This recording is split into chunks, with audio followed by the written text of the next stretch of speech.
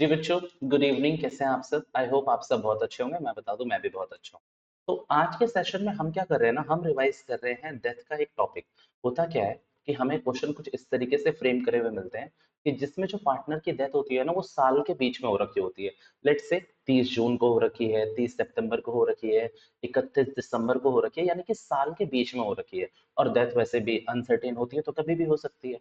तो पार्टनर को कई बार क्या होता है ना, शेयर देना पड़ता है। जो आउटगोइंग पार्टनर होता है या फिर डिजीज पार्टनर होता है, वो क्या कहता है कि आप मुझे वो सारी चीज तो दोगे ही दोगे जो रिटायरमेंट हुए वाले पार्टनर को मिलेगी। बट कई बार जैसे कि उसकी डेथ क्या हुई, अप्रैल मई जून 30 जून को हुई। तो भैया 3 महीने तक उसने हमारे संग एसोसिएट होकर काम करा है, तो वो 3 महीने का प्रॉफिट मांगेगा आपसे। कई बार क्वेश्चन सेम लॉस पे भी फ्रेम हो रखा होता है, तो हम उससे 3 महीने का लॉस रिकवर करते हैं। इसको करने के ना हमारी बुक में 3 मेथड है, और जनरली भी 3 ही मेथड्स हो सकते हैं। मतलब इससे ज्यादा हम क्या ही एक्सपेक्ट करें। तो 3 मेथड है। पहला क्या, आप जब से साल शुरू हुआ है और टिल डेथ आप फाइनेंशियल्स बनवा लो। मतलब भैया फाइनेंशियल तो पूरे साल के बनने चाहिए और ईयर एंड पे बनने चाहिए। बट यहाँ पर आप मान के चलेंगे कि जब उसकी डेथ हुई है, वहां से लेकर, जैसे देखो मैंने यहाँ पर 3 केस लिखे हुए हैं, तो मैं आपसे अभी ये वाला केस डिस्कस कर रहा हूँ क्योंकि इसमें कुछ ज्यादा करना नहीं है। इसमें क्या हुआ है, ईयर बिगनिंग से डेट ऑफ डेथ तक आप एक्चुअल प्रॉफिट निकालो। एक्चुअल प्रॉफिट कैसे निकलेगा? फाइनेंशियल्स बनाकर। अगर यहाँ पर प्रॉफिट है तो लॉस भी हो सकता है, तो उस समय एक्चुअल लॉस बोलूंगा। याद रखिएगा, पार्टनर्स के बीच में प्रॉफिट और लॉस जो डिस्ट्रीब्यूट होता है, वो डिस्ट्रीब्यूट होता है पीएनएल एप्रोप्रिएशन के थ्रू। तो यहाँ पर अगर मान लीजिए प्रॉफिट है, आपको क्वेश्चन बताएगा कि उन 3 महीने का प्रॉफिट ये था, तो आप उन 3 महीने के प्रॉफिट को सारे पार्टनर्स में बांट दीजिए। जैसे कि यहाँ पर क्या एंट्री करी, PNL appropriation account debit to all partners, सब में बांट दिया आपने। आपने किसी में किसी एक को नहीं दी, आउटगोइंग पार्टनर को, डिजीज पार्टनर को नहीं दिया, आपने सबको दे देना है, सबको। भैया लॉस होता तो क्या होता, all partner account debit to obviously old PSR में, टू पीएनएल एप्रोप्रिएशन अकाउंट, ये एंट्री होती। देखिए इस पे मेरा ज्यादा चिंता का विषय नहीं है कि मैं इसमें आपसे ज्यादा बात करूं। मेरा जो विषय है ना आपसे, मैं इन दो पे ज्यादा करना चाहता हूँ। राइट, मैं इस पे कंसर्न हूँ। इन पे क्वेश्चन आ भी सकता है। आपकी किस्मत अच्छी रही तो 2 नंबर का एक क्वेश्चन आ सकता है, 1 नंबर का एक अलग से क्वेश्चन आ सकता है। वरना जो 6 नंबर का क्वेश्चन आता है, उसमें एक लाइन एक एडजस्टमेंट तो इसकी पूछेगा ही पूछेगा, प्रॉफिट की। एक प्रॉफिट की और एक गुडविल की तो फिक्स रखनी ही रखनी है सब, जो भी एग्जाम सेट, जो भी हमारा एग्जाम सेट करेगा उनको। तो on the basis of time देख लेते हैं, on the basis of sales और टर्नओवर देख लेते हैं। सबसे पहले टाइम के बेसिस में, इसमें क्या होता है ना, आपको दिमाग ये लगाना है कि आपको पिछले साल का प्रॉफिट देगा, या फिर या तो पिछले साल का प्रॉफिट दे दे, या फिर क्वेश्चन बोलेगा कि भैया 5 साल का एवरेज प्रॉफिट के हिसाब से हम इसको प्रॉफिट देंगे।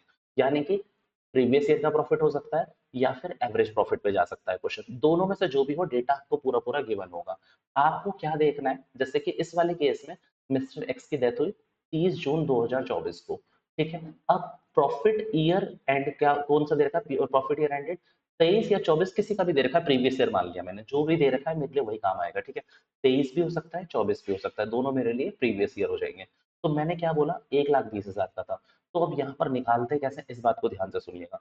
1,20,000 रुपए पूरे 12 महीने का प्रॉफिट था, और इस बंदे ने काम करा है सिर्फ 3 महीने। तो यहाँ पर मैं 3 से मल्टीप्लाई कर दूंगा। मैं दोबारा से कह रहा हूँ, ध्यान से समझिए, 1,20,000 रुपए पूरे 12 महीने का प्रॉफिट था, और इसने सिर्फ 3 महीने काम करा है, तो सिर्फ 3 से मल्टीप्लाई कर दूंगा। पर ये अभी भी शेयर नहीं है, क्योंकि आपको ये देखना है कि ये तो जितने भी पार्टनर्स होंगे उनका शेयर होगा ना। आप ये देखो कि एक्स का शेयर क्या है, तो एक्स का शेयर मैंने यहाँ पर 1,3 दे रखा है। तो क्वेश्चन कैसे पूरा होगा, 1,20,000 रुपए 3/12 जितने महीने का हमें चाहिए, और इसका शेयर था 1,3। तो कुछ इस तरीके से आपको निकालना है। नीचे आके देखिए, मैंने आपको इसमें पूरा पूरा करके दिखा रखा है। एक्स का शेयर निकालने का क्या, 1,20,000 रुपए 3/12, 3/12 क्यों करा, 12 महीने का प्रॉफिट था। ठीक है, मुझे सिर्फ 3 महीने के लिए निकालना है। भैया लेट से इनकी डेथ 30 जून को नहीं, 31 जुलाई को हो रखी, 4 ले लेता, 31 अगस्त को दे रखी है, 5 ले लेता। सीधा आपको कहाँ से काउंट करना शुरू करना है, अप्रैल से काउंट करना शुरू करना है, वहां तक लेना है। कई बार कई बार जब आपकी किस्मत सही नहीं होती, तो ये डेज में भी बताते हैं कि भैया उनकी डेथ 18 जून को हो गई, 18 मई को हो गई। तो आपको कुछ नहीं करना, 1 अप्रैल से लेकर आप काउंट करना शुरू कर देना टिल डेट ऑफ डेथ, वहां तक का टाइम आप पूरा ले लीजिएगा दिन में। राइट, कैसे निकालेंगे, प्रीवियस ईयर का प्रॉफिट लॉस जो भी देते, ये फॉर्मूला लिखा है मैंने आप लोगों के लिए। प्रॉफिट टिल डेथ हो गया। अगर 365 ले रहे हो, ऊपर डेज है तो नीचे भी डेज आएंगे। अगर ऊपर मंथ्स आ रहे हैं तो नीचे भी मंथ्स लीजिएगा। और रेशियो ऑफ डिजीज पार्टनर जरूर करना है आपको। आपको रेशियो ऑफ डिजीज पार्टनर जरूर करना है। कई बच्चे इसको भूल जाते हैं, पूरा पूरा प्रॉफिट दे देते हैं। गलत हो जाता है वो, गलत हो जाता है। मैं दोबारा से बता दूं, याद रखिएगा जब मैं प्रॉफिट बांट रहा था तो एंट्री क्या थी, profit and loss appropriation account debit to all partners. But यहाँ पर इन दोनों केसेस में, इस वाले में हम यूज करते हैं पीएनएल सस्पेंस अकाउंट का। अगर प्रॉफिट है तो क्या एंट्री होगी, पीएनएल सस्पेंस टू, कौन गया है, एक्स गया है तो एक्स कैपिटल अकाउंट। लॉस होता तो X capital account debit to PNL suspense account, ये एंट्री करता मैं। यानी कि एस्टिमेशन वाले केसेस में हम पीएनएल एप्रोप्रिएशन यूज नहीं करते, क्या यूज करते हैं, PNL suspense account, because this is not a actual profit, this is estimated profit. तो यहाँ पर पीएनएल एप्रोप्रिएशन एक्चुअल के लिए यूज होता है, यहाँ पर हम पीएनएल सस्पेंस यूज करेंगे, याद रखिएगा इस चीज को। अभी मैं इस पर कुछ और भी बात करूंगा, बट अभी आपको ये सीखना है पहला क्या, on the basis of sales या फिर टर्नओवर बोल दे, ठीक है, सेल्स या टर्नओवर। इसमें मोटा मोटी क्या होता है ना, जो मेरी कैलकुलेशन कहती है बच्चों, बस आपको इतना दिमाग लगाना है, आप इसमें ढूंढने की कोशिश करो, आपको प्रीवियस ईयर का प्रॉफिट जानना है किसी तरीके से, या फिर यूं कह ले कि आपको इसका जीपी रेशियो ढूंढना है कि इस कंपनी का जीपी रेशियो क्या है। और जीपी रेशियो प्रीवियस ईयर के प्रॉफिट और सेल्स पे ही निकलता है, क्योंकि फॉर्मूला क्या होता है, gross profit divided by sales into 100।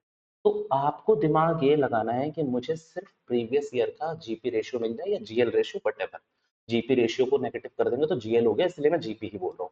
आपको प्रीवियस ईयर का क्या मिल जाए, जीपी रेशियो मिल जाए। जैसे ही आपको जीपी रेशियो मिलेगा, आपको इस साल के शुरुआत से लेकर जब तक उनकी डेथ हुई है, आपको उसकी सेल्स बता रखी होगी। तो उस सेल्स से आप उस जीपी रेशियो को अगर मल्टीप्लाई कर देंगे तो आपका उस पीरियड का प्रॉफिट आ जाएगा। भैया बात समझ नहीं आई, प्लीज दोबारा से बताइए, पहले मेरी तरफ देखिए तब मैं बताऊंगा। देखिए मैं आपसे क्या कह रहा हूँ, on the basis of sales कह लीजिए, टर्नओवर कह लीजिए, या जीपी रेशियो कह लीजिए, आपको क्या देखना है, टाइम बेसिस वो होता है, इसे प्रॉफिट बोल लीजिए, सेल्स बेसिस बोल लीजिए, टर्नओवर बेसिस बोल दीजिए, सब एक ही है।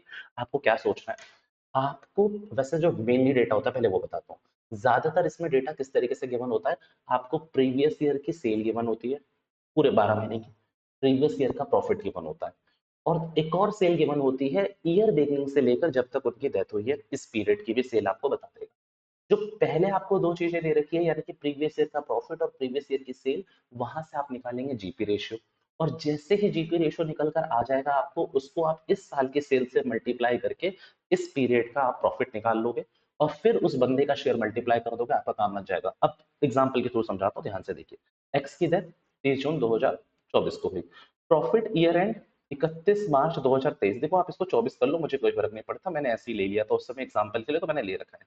1 लाख रुपए पिछले साल का प्रॉफिट था, पिछले साल की सेल भी आपको कितनी दे रखी है, 10 लाख रुपए। हाँ भैया आपने बताया था कि प्रीवियस ईयर का प्रॉफिट और प्रीवियस ईयर का सेल, भैया आपने ये भी बताया था कि उसका यूज करके क्या निकालना है, जीपी रेशियो या फिर प्रॉफिट रेशियो। तो कैसे निकालेंगे, profit divided by sales into 100, obviously 10% आ रहा है। फिर आपको सेल दे रखी है टिल 30 जून, और 30 जून वो समय है जिस दिन एक्स की डेथ हो गई थी, यानी कि ईयर बिगनिंग से लेकर उसके डेट ऑफ डेथ तक की सेल दे रखी है, कितनी, 5 लाख रुपए। तो आपको कुछ नहीं करना, आप पूरी सीरीज यहाँ लिखी हुई है, देखिए। पहले जीपी रेशियो निकाला आपने, previous year profit previous year sales into 100, पहले इस तरीके से निकाला। फिर दूसरा आपने क्या करा, करंट ईयर का जीपी निकाला, एस्टिमेशन ही है ये, एक्चुअल नहीं है, एस्टिमेशन ही है। इस साल की सेल, जीपी रेशियो 50,000 रुपए। फिर दोबारा से मैं एक चीज कह रहा हूँ, ये ऑब्वियसली इस 3 महीने का एस्टिमेटेड प्रॉफिट है, पर सिर्फ एक्स का नहीं है, तो एक्स के शेयर से मल्टीप्लाई करा और उसका उसका शेयर दे दिया। एंट्री क्या होगी, PNL suspense to X capital account, PNL suspense, PNL account नहीं, पीएनएल सस्पेंस। देख लीजिए यहाँ पर मैंने आपके लिए सारे के सारे फॉर्मूले भी लिखे हुए हैं, प्रीवियस ईयर की प्रॉफिट और सेल्स ले लीजिए, तो प्रीवियस ईयर का प्रॉफिट ले लीजिए, सेल्स ले लीजिए, डिवाइड में इनटू 100, रेशियो आ गया। फिर उस रेशियो को आप पिछले इस साल की सेल, यानी कि ईयर बिगिनिंग से लेकर उसके डेट ऑफ डेथ तक की सेल से मल्टीप्लाई करिए, फिर उस जो भी जीपीआई है डिजीज पार्टनर का शेयर मल्टीप्लाई करिए और उसको दे दीजिए। डन है मेरी बात। एक और चीज इसमें बहुत खास बता रहा हूँ, कान खोल के सुनना। कई बार इन जैसे क्वेश्चनों में आपको ट्रेंड बताता है, मतलब यार जैसे कि आपको बोल देगा पिछले साल की सेल 10 लाख रुपए थी, पर इस साल की सेल में 5% अपवर्ड ट्रेंड है। कितना अपवर्ड है, 5% अपवर्ड ट्रेंड है। तो आप ये मान के चलोगे कि 10 लाख रुपए तो पूरे 12 महीने की सेल हो गई, ठीक है। आप पहले या तो सिंपल करिए, 10 लाख रुपए में आप पहले ट्रेंड को ऐड कर लीजिए। मैं दोबारा से इस एग्जाम्पल को लिख देता हूँ। जैसे सेल कितनी हुई, मान लीजिए पिछले साल की सेल्स आपको दे रखी है पूरी की पूरी 10 लाख रुपए, ठीक है, ये सब रुपीज में है। और आपसे क्वेश्चन ऐसे बोल देगा कि इस साल की जो सेल, यानी कि जिस समय उनकी डेथ हुई है, इस साल ना सेल कुछ तगड़ी थी, अपवर्ड ट्रेंड था, मतलब बढ़ रही थी सेल। तो आपको कुछ नहीं करना, जितनी भी बढ़ रही होगी 10 लाख, जैसे कि मान लीजिए 10% बढ़ रही है, 20% बढ़ रही है, जितनी भी बढ़ रही है, तो उसका 110% निकाल लीजिए। अगेन ये पूरे 12 महीने की सेल होगी, तो जितने महीने उसने काम करा है उतने महीने की सेल निकाल लीजिए। जैसे इसमें 3 महीने था तो 3 महीने के लिए निकाल ली, क्योंकि होगा क्या ना, जब भी ट्रेंड देगा उस आपको ईयर बिगनिंग से लेकर उसके डेट तक की सेल भी खुद निकालनी पड़ेगी, क्योंकि उसने ट्रेंड बता दिया ना, तो ट्रेंड के हिसाब से निकाल लो आप। तो ये निकाल लिया मैंने। 10 लाख रुपए पिछले साल की पूरी सेल थी 12 महीने की। इस साल ट्रेंड हो गया 110%, मतलब 10% बढ़ गया। अच्छा भैया घट जाता तो 90%। और यहाँ पर 3 महीने क्यों, क्योंकि उस 3 महीने की तो निकालनी है। और जो भी आपका जीपी रेशियो दे रखा वो जीपी रेशियो से मल्टीप्लाई कर लीजिए। ये पूरा शेयर आ गया, और उस बंदे का एक्स का शेयर माइनस और डिवाइड कर लीजिए, मल्टीप्लाई कर लीजिए, डिजीज पार्टनर का पूरा आपका एक्चुअल आ जाएगा। ये जो शॉर्ट में करवा रहा हूँ मैं, एक नंबर में दिमाग लगाना है आपको। ऐसा फुल फ्लैश आ जाए तो उसके लिए तो मैंने पूरी कहानी बोल के चली रहा हूँ मैं आपको। आप बेसिकली एक बात समझिए, अब आपको ना चीजें दिमाग में रखनी है ज्यादा। कॉपी किताब में सब कुछ रखा का रखा रह जाएगा, 26 मार्च को दिमाग में ज्यादा लेके जाना है, राइट।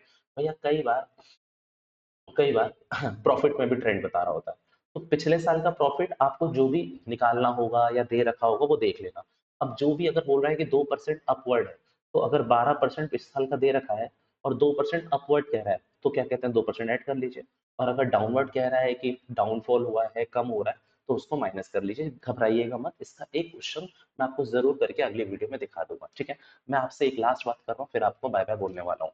देखिए मैंने ना आपको इन दोनों केसेस में on the basis of time और on the basis of sales and turnover और जीपी जो भी हो, इसमें मैंने आपसे बताया कि एंट्री पास होती है किसके थ्रू, पीएनएल सस्पेंस के थ्रू। अब आपको एक चीज अपने दिमाग में अच्छे से लोड करके जानी है, क्या, कि ये पीएनएल सस्पेंस को आपको राइट ऑफ करना पड़ेगा। सुनना मेरी बात। पीएनएल सस्पेंस अकाउंट को भले ही वो डेबिट में हो या क्रेडिट में हो, डेबिट में कब होगा जब प्रॉफिट है, क्रेडिट में कब होगा जब लॉस है। इस पीएनएल सस्पेंस अकाउंट को आपको राइट ऑफ करना पड़ेगा कब, जब आपका न्यू रेशियो चेंज हो रहा है। न्यू रेशियो चेंज होने का मतलब समझो। Let's say A B C तीन पार्टनर थे, रेशियो हो गया 3:2:1। बी की यहाँ पर डेथ हो गई और क्वेश्चन एकदम चुप है, क्वेश्चन कुछ नहीं कह रहा आपसे। तो आप यहाँ पर ये अज्यूम करके चलेंगे कि आपको सिर्फ एक एंट्री पास करनी है। प्रॉफिट है तो PNL suspense account debit to B, loss है तो B's capital account debit to PNL suspense, खत्म। चुपचाप घर आ जाइएगा, बाकी जिम्मेदारी मेरी है। बट 3 नंबर में इस क्वेश्चन में आपसे क्या बोला, कि न्यू रेशियो अब उन्होंने डिसाइड करा है कि 1:1 होना चाहिए। किसने, ए और सी ने। तो यहाँ पर आपको फोर श्योर एक एंट्री निकालना पड़ेगा, जिसमें से आप कह सकते हैं गेनिंग रेशियो आपको निकालना पड़ेगा। और आपको ज्यादा कुछ नहीं, सिर्फ पीएनएल सस्पेंस अकाउंट को, पीएनएल सस्पेंस को गेनिंग रेशियो में राइट ऑफ करा दीजिए। मतलब अगर डेबिट हो रखा है तो PNL suspense account debit to gaining ratio, और अगर पीएनएल सस्पेंस अकाउंट क्रेडिट हो रखा है तो पीएनएल सस्पेंस को डेबिट कर दीजिएगा और टू गेनिंग रेशियो में ही बांट दीजिएगा, जिन जिन पार्टनर को बचना चाहिए। दोबारा बोल रहा हूँ, फिर इस वीडियो को खत्म करके जा रहा हूँ, दिमाग में रखिएगा बात को। पीएनएल सस्पेंस अकाउंट को आपको राइट ऑफ करना है। कब राइट ऑफ करना है इस बात को बता रहा हूँ दोबारा से। राइट ऑफ तब करना है जब न्यू रेशियो आपको क्वेश्चन में गिवन हो। ना कि आप ये सोचो कि हाँ ये भी तो न्यू रेशियो हो गया 3:1। न्यू रेशियो स्पेशली गिवन होना चाहिए, means there should be change in new PSR. मतलब न्यू पीएसआर वैसा ना हो जैसे हम निकालते हैं, दे रखा हो आपको। तो वहां पर आपको पीएनएल सस्पेंस अकाउंट को गेनिंग रेशियो में डिस्ट्रीब्यूट करना है। दैट इज डिस्क्लोजर रिक्वायरमेंट, आपको डिस्क्लोज करना है तो करना पड़ेगा जर्नल एंट्री में, राइट। अगले सेशन में मैंने जो कहा ना वीडियो में बनाऊंगा, उसमें मैं इसका क्वेश्चन भी लगा दूंगा, भले ही टीएस ग्रेवाल की कॉपी लगा दूंगा उस क्वेश्चन की, तो आपको एक बेसिक सा आइडिया मिल जाएगा। चलिए, this is all for now, thank you so much for your time, bye bye बच्चों।